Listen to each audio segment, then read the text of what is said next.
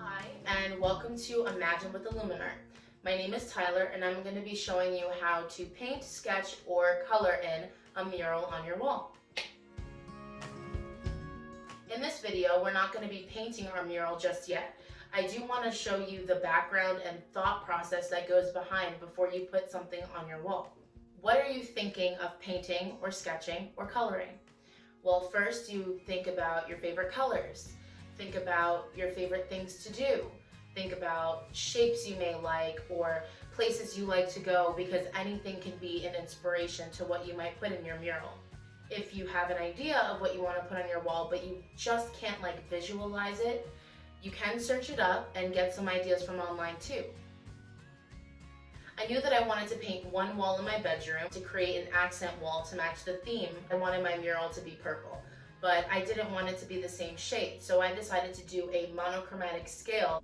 Monochromatic is a wavelength or different levels of one specific color. If you have a dark purple, you add a little bit of white and it gets lighter and lighter and you have a wavelength of color. You can add white and black to bring out those colors.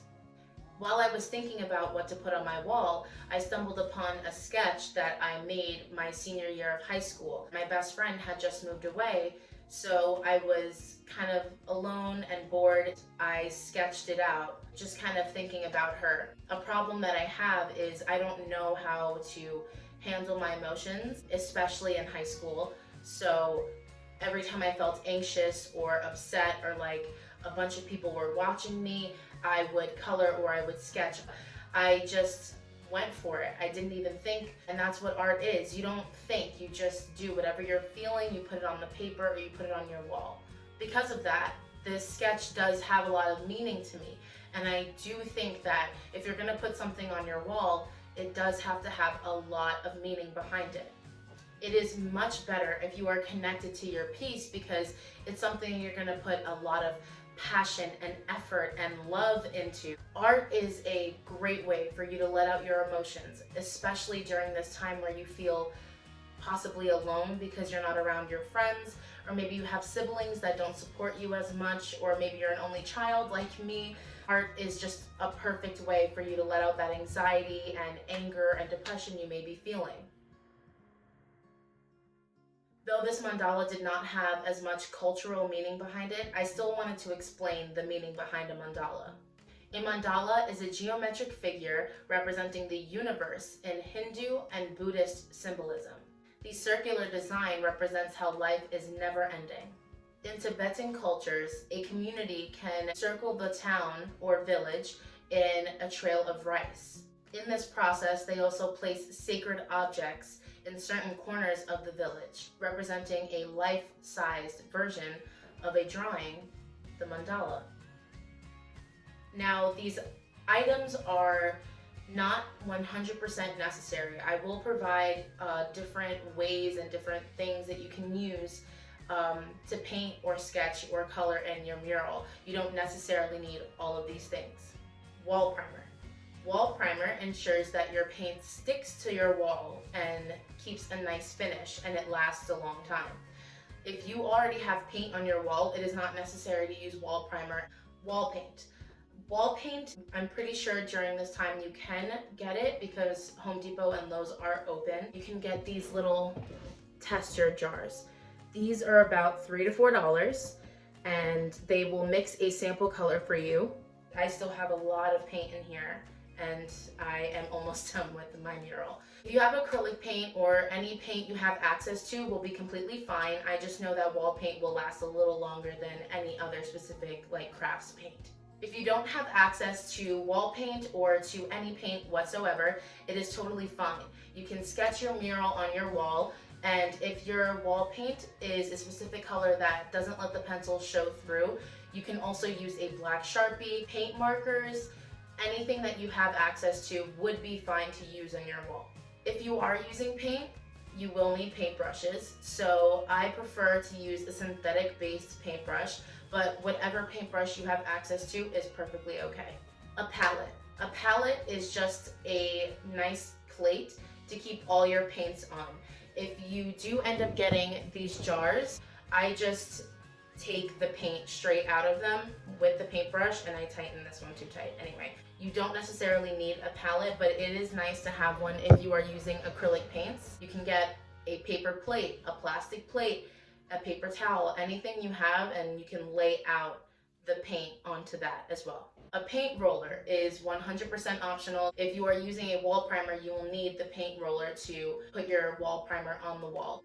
You will need Scotch paint tape, which is just the blue roll of tape. When you peel it off, it's a nice sharp line. Newspaper or plastic. You have beautiful floors or beautiful carpet where you're probably doing your mural and you do not want to mess that up. So putting a newspaper or plastic on the floor is definitely a necessity. If you're using paint or even a paint marker, I would suggest a paint shirt. This is my paint shirt. I have a little marks of purple all over it. It's just better if you have a paint shirt because it's very hard to get paint off of your clothes, and I don't want you messing up your beautiful clothes. A plastic cup. A plastic cup is just to put water into so you can rinse the color off of your brushes, but the inside will get messed up, so make sure it is a cup that you don't mind messing up. Paper towels or rag.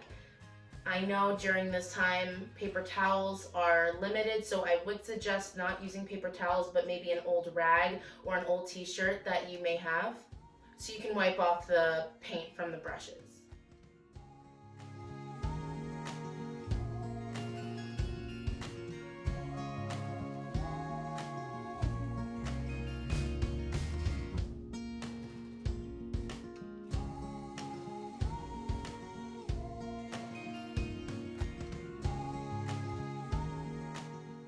It can legitimately be anything that you are passionate about.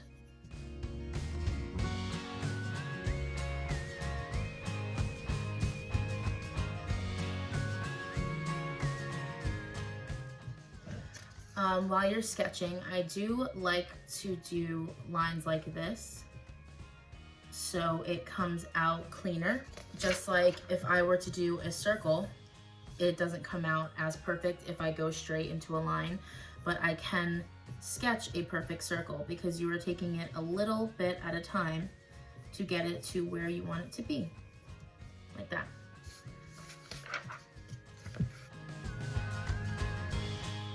You can do multiple sketches before you choose what to put for your mural.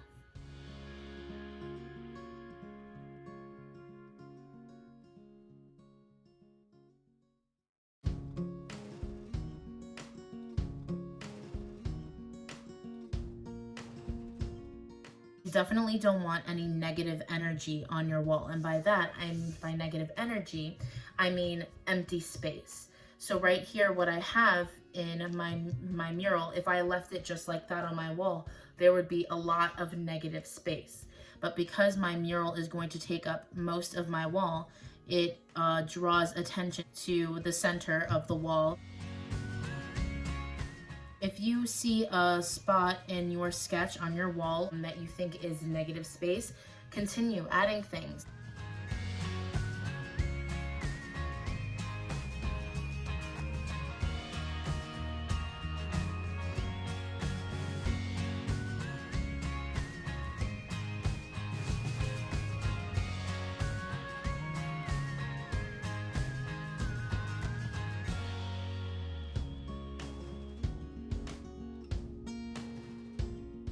I do prefer everything to be as even as possible. So as you can see, I did all of these arches in between each kind of flower petal shape here because I wanted everything to be even.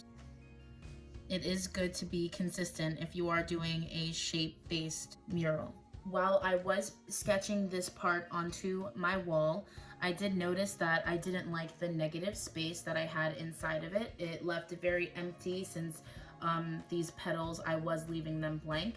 So I added a small triangle on the inside of them.